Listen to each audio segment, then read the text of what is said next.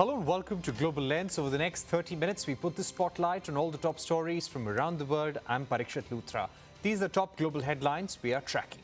U.S. Commerce Secretary Farhat Mantoo says a deal with India has been put on the table and it's now up to President Trump whether he wants to accept the deal or not. Trump has hinted at a blanket 15% or 20% tariff on countries yet to strike a deal with the U.S. as the August deadline approaches. A Blackstone executive among 4 people killed after a gunman opens fire at an office building in Midtown Manhattan. The skyscraper houses several offices and Wall Street firms. This is the deadliest gun attack in New York City in the last 25 years. The death toll due to Israel's war on Gaza crosses 60,000. A United Nations-backed food security body says a famine is unfolding in Gaza as more people die of starvation.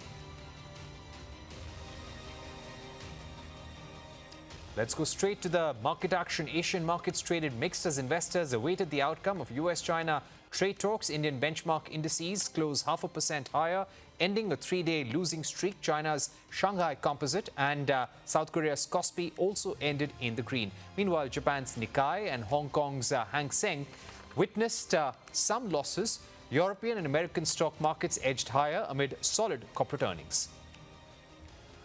And trade negotiators of US and China are in a huddle in Sweden's capital, Stockholm, for a second day of talks. Both nations had agreed to a trade truce in May for a 90-day period that expires on the 12th of August. The talks lasted nearly 5 hours yesterday. However, no public comments were made on the decision. Both sides could agree to another 90-day tariff pause. It may also pave the way for a one-on-one meeting between President Trump and President Xi. In a post on Truth Social, Trump said he may go to China, but only at the invitation of Xi Jinping.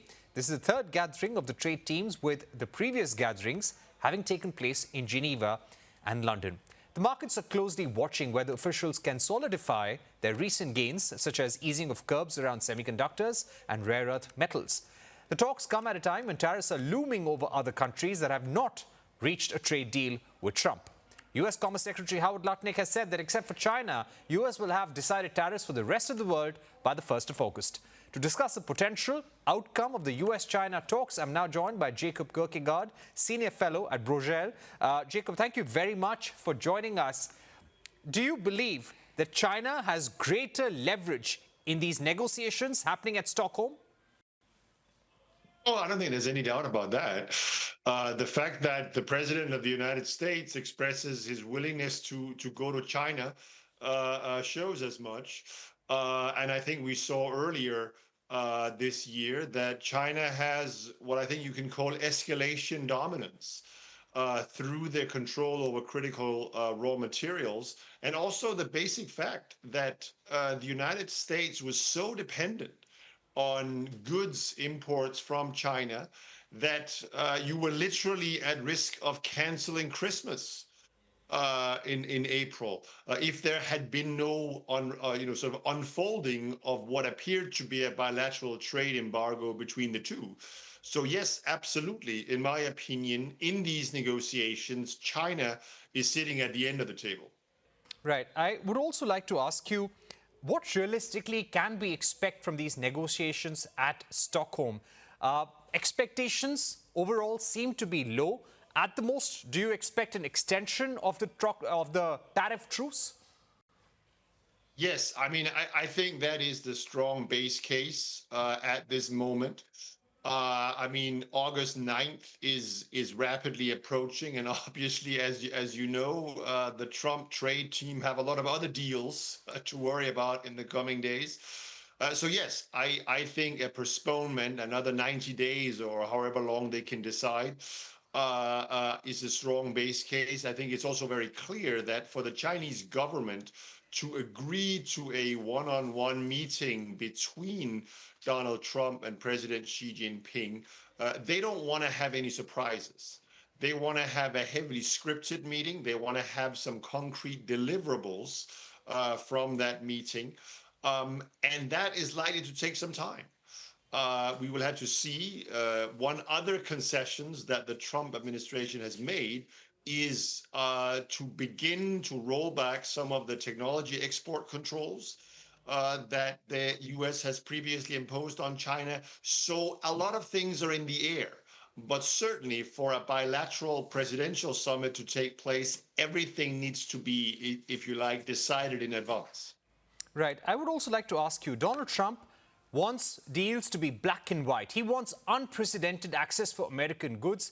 He wants markets to be completely opened up. He has achieved that with Vietnam, Indonesia, Japan, and European Union to a great extent as well. He wants that with India too. Can he get that, or can he expect that kind of relationship with China? No, absolutely not. I mean, I will say that I think it is true that Donald Trump has said that there's unfettered access by American goods to some of these other countries that he negotiated with. I think if you ask the government of Japan or the European Commission or the governments in Vietnam, etc., they will beg to disagree with that. So we shouldn't necessarily take Donald Trump's rhetoric literally. I don't think there's any doubt that the deals that he has negotiated, most recently with Europe, have been imbalanced in nature in favor of the United States, but unfettered access, definitely not. And I don't think he's going to be able to get that from many other trading partners because, again, every country has its domestic politics, and simply giving in to the demands of Donald Trump, not only is it potentially bad economics, but it certainly often will be bad politics for the government in question. Right. Just to ask you, what do you think China would be seeking from these talks? Because they have negotiated with Donald Trump in 2017, in his first term. There were trade tensions then as well. So this is a stronger China, a China which understands how Donald Trump operates. And we're also seeing that when it comes to Donald Trump, his tariff threats will soon lose steam after the 1st of August. Yeah, I mean, I think basically what China wants is two things. I certainly believe they would want to some of the tariffs reduced. They're still, depending on the specific category of goods, 55% or sometimes more in place on Chinese exports. They would want that reduced down towards the 25 or 15% that other trading partners have recently received. And then the specific issue of technology controls. We saw recently that Donald Trump approved the sale of the NVIDIA H20 chip in the Chinese market, but there's a lot of other US technology controls or export controls that prevents Chinese companies from accessing the most up-to-date advanced US technologies. They will want a lot of those lifted as well. So it's tariffs and it's technology controls, in my opinion, that are the key demands on the Chinese side. Right.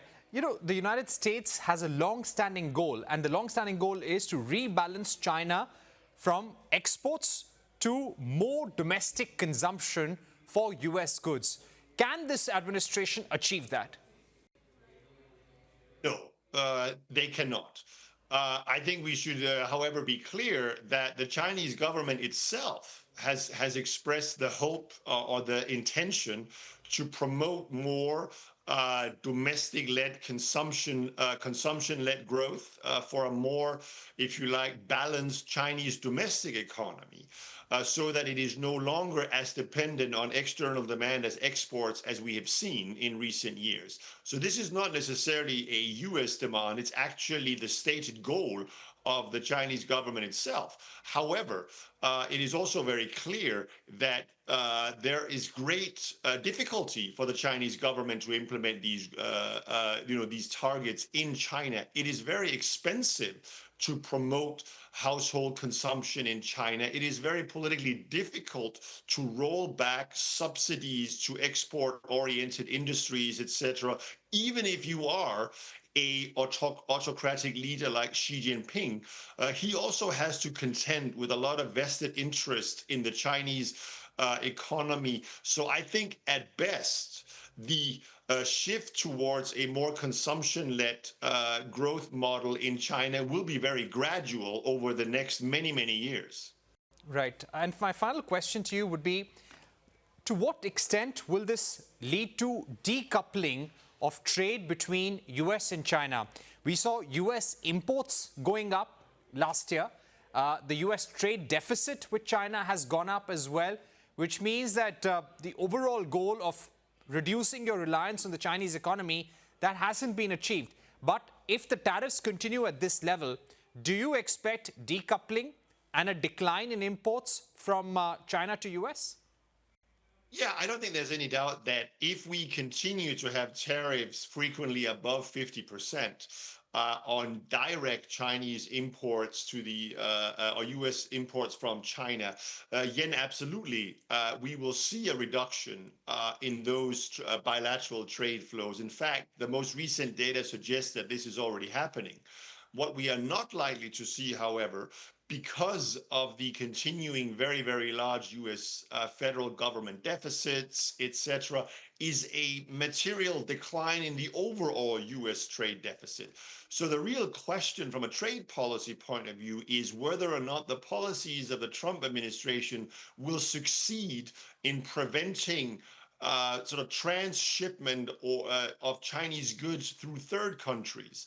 If we look at the trade deal that Donald Trump struck with Vietnam, it was 40% on such transshipment. We don't know whether they will succeed or not. But I think what is clear is that there will continue to be a very large amount of goods from China available in the US market. All right. Thank you very much for joining us, Jacob Kirkegaard, with your view on the ongoing US-China trade talks in Stockholm. A quick look now at the other headlines. Military commanders from Thailand and Cambodia held talks as calm returned to the disputed border. They agreed to maintain the ceasefire and stop any troop movement. This after Thailand accused Cambodia of violating the ceasefire early this morning. However, Cambodia denied the charge, insisting that its troops strictly abided by the ceasefire. Boeing's losses in the second quarter narrowed and revenue improved after it delivered the most airplanes since 2018. The company's loss stood at $611 million as against a loss of $1.4 billion in the year-ago period. Revenue climbed to nearly $23 billion. Boeing delivered 150 commercial planes during the second quarter. British private lender Barclays has reported stronger than expected earnings in the June quarter. The bank's pre-tax profit beat street estimates, coming in at $3.34 billion, while revenue came in line with estimates at $9.6 billion. The firm also announced a share buyback of $1.3 billion. Shares of Danish pharma giant Novo Nordisk plunged after it slashed its full-year guidance. The company cited weaker growth expectations in the second half of the year for its Wegovy obesity drug and Ozempic diabetes treatment in the American market. The company also named Maziar Mike Dostadar as its new CEO after the surprise ousting of Lars Jorgensen in May. UK pharma major AstraZeneca surpassed revenue and profit expectations in the second quarter on the back of robust sales of newer medicines and strong US demand. The company's sales in America were up by 14% in the quarter compared to last year. This helped overall revenues rise 11% year-on-year. The company also maintained its full-year outlook. Warner Brothers Discovery has announced that its streaming and studios division will be called Warner Bros., while its global networks segment will be named Discovery Global. After the split, WBD's current president and CEO David Zaslav will lead Warner Brothers, while current CFO Gunnar Wiedenfels will become CEO of Discovery Global. The company expects to separate in mid-2026. Apple is set to close its first retail store in China, marking the company's first ever retail shutdown in the country. The company will shut its Parkland Mall store in Dalian City on the 9th of August. Apple attributed the move to changes in the shopping mall's landscape. China remains a crucial market for Apple, hosting around 56 retail stores and accounting for over 10% of its global footprint. Time for a short break, but don't go anywhere. We put the spotlight on the hunger crisis that's unfolding in Gaza on the other side with Médecins Sans Frontières South Asia Executive Director Farhat Mantoo.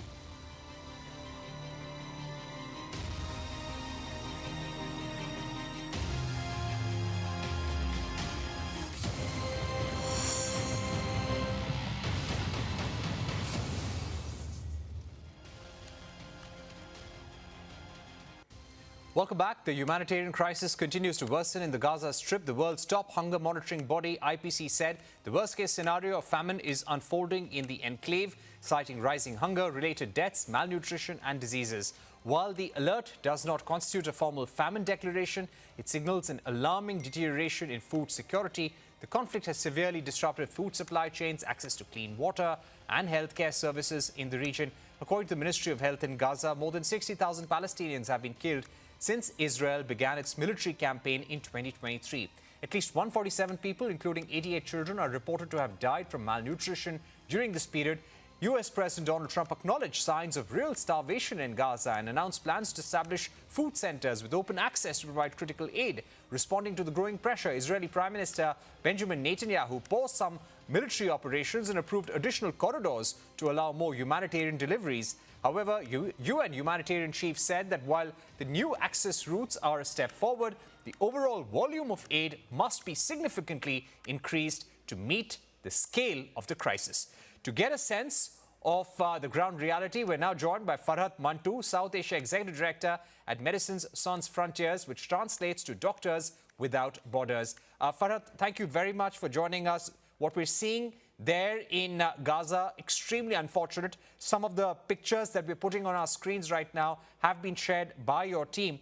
Let me begin by asking you, how would you describe the magnitude of the starvation crisis that's unfolding in Gaza right now? Thank you for having me.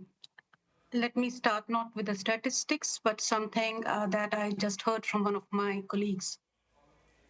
Our colleagues and patients are equally being wasted by the day because of the starvation. What I mean to say by that is that for already many, many weeks now, our staff is going from 1 meal a day to 1 meal in 2 days. So this is something that we are witnessing firsthand, where our teams are both a victim and a witness to what's happening on the ground. Now, talking about what we are experiencing in our clinics, a quarter, 25% of patients that we receive in our Gaza clinic are children and pregnant women and breastfeeding women, and they are severely malnourished. That is what we are experiencing in our clinics.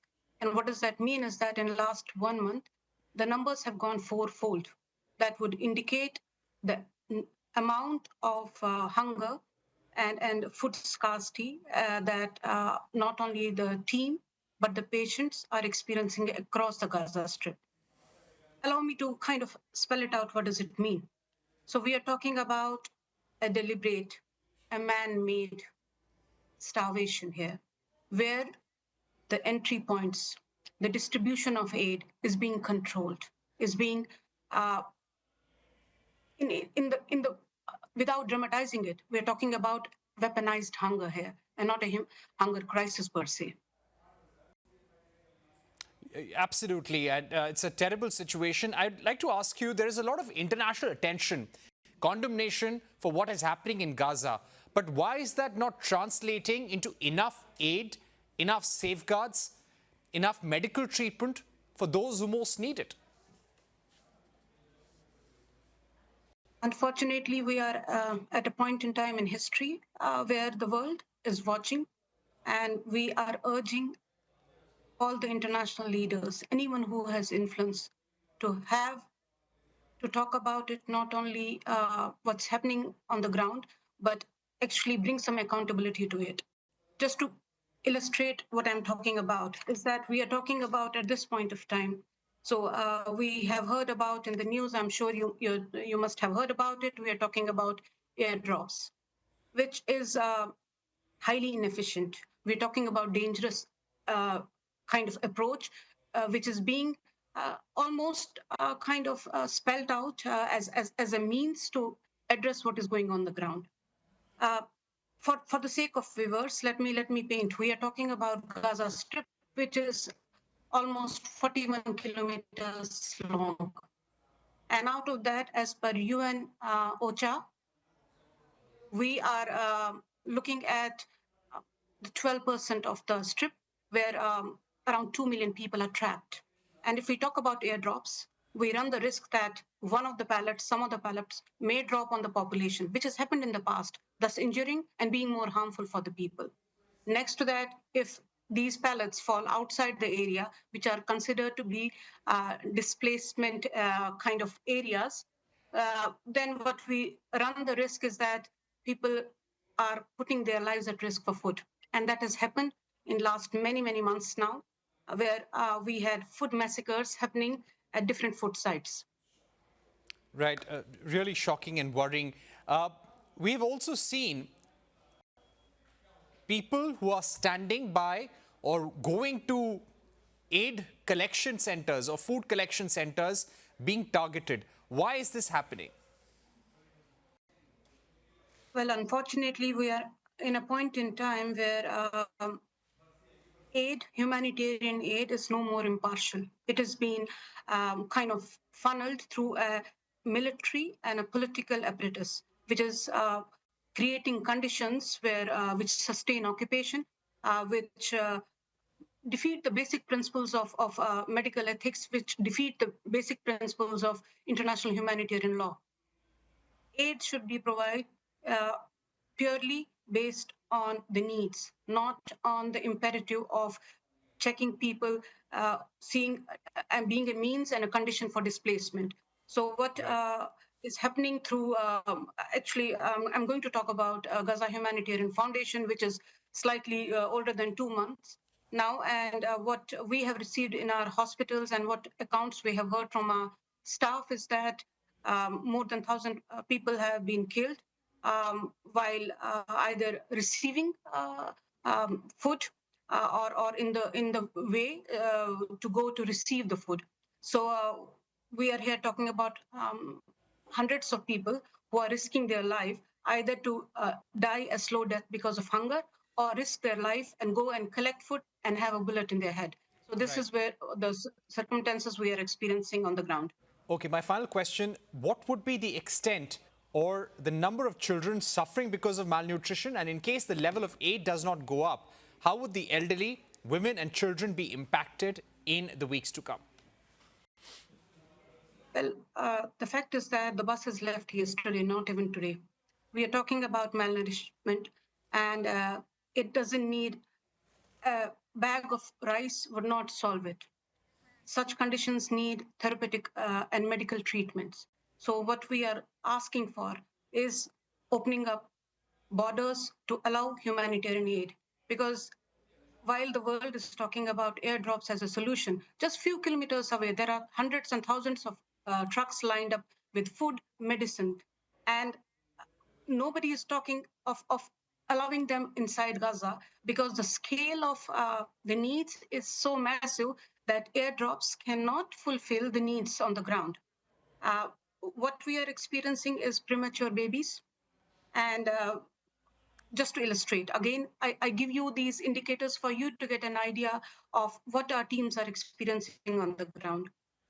In 2023, we had 126 incubators, and today we have 36 incubators, so in northern Gaza, and which would mean that premature babies are sharing incubators, which, if you medically ask, is something that is not acceptable because it is the breeding space for infection. We are left with choices where mothers are coming who are malnourished themselves, and that is the reason we have more premature babies that are being born in the facilities we are operating in. All right. Next to that, just give me half a second to talk about it, because I think it's very important that if you look at the entire Gaza Strip, there were 36 hospitals. Out of that, 94% of the hospitals are either destroyed or damaged, as per WHO. So we are in a state where the care that is needed for the patients is not available.